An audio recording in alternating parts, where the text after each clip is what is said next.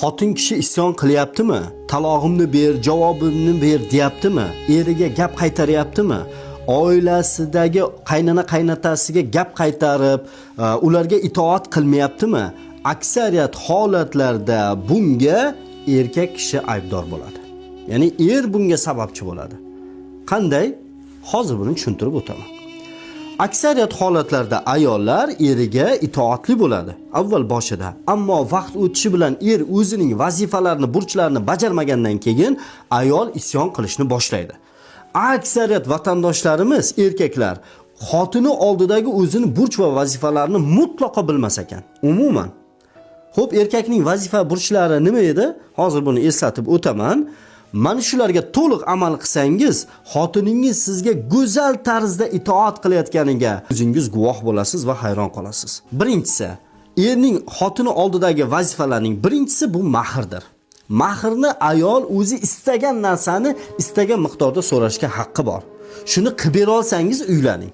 Ikkinchisi, xotini sharafiga to'y qilib berishlik. To'yni, hurmatli erkaklar, siz qilasiz. Ayolning xotiningizni ota-onasi emas.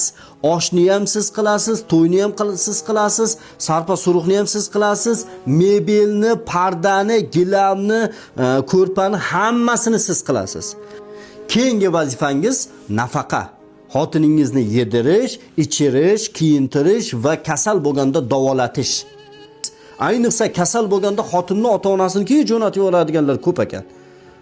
Siz majbursiz xotiningiz kasal bo'lsa davolatishga. Ayniqsa homilador payti xotinni ota-onasinikiga jo'natib yuboradi. Nimaga? Sizni zurriyotingizni qornida ko'tarib yuribdi u. Keyingi vazifangiz xotiningizga alohida ichidan quflanadigan uy qilib berish. Agar ota-onangiz bilan yashasangiz, alohida xona qilib berish. Unga hech kimning haqqi yo'q ruxsatsiz kirishga, hatto ota-onangizni ham, hurmatli erkaklar. Keyingi vazifangiz, demak, xotiningizni yaxshi ko'rsangiz e'zozlaysiz, yomon ko'rsangiz, yaxshi ko'rmasangiz zulm qilmaysiz. Uni xo'rlamaysiz. Keyingi vazifangiz, hurmatli erkaklar, xotiningizni haromdan, gunoh ishlardan, yomon odamlardan, begona odamlardan ehtiyot qilasiz va asraysiz. Unga sizdan boshqa hech kim xo'jayin emas. Hech kim. Na opa-singil aka-ukangiz, na ota-onangiz. Va oxirgi vazifangiz xotiningizni, demak, ota-onasi, qarindoshlari bilan yaqinda bo'lsa bir haftada bir marta, uzoqda bo'lsa bir oyda bir marta ota-onasini uyiga borib, ularni ziyorat qilib kelishiga ruxsat berish. Mana shu vazifalarni bajaring, ko'rasiz ayolingiz sizga qanday itoatda bo'lib, qanaqa go'zal munosabatda bo'lishligini.